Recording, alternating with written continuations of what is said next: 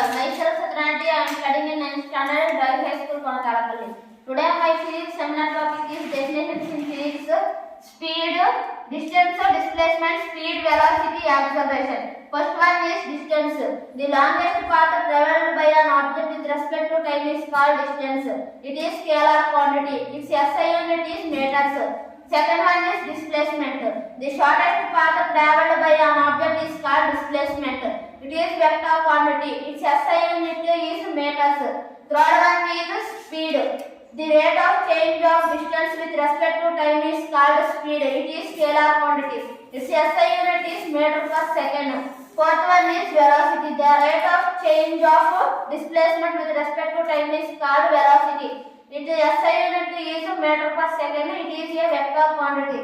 Fifth one is acceleration. The rate of change of velocity with respect to time is called acceleration. Its SI unit is meter per second square. It is a vector quantity. I am good improvement in my seminar and demo skills. Thank you, principal sir. Thank you, Ravi High School, for giving this opportunity. Ravi High School.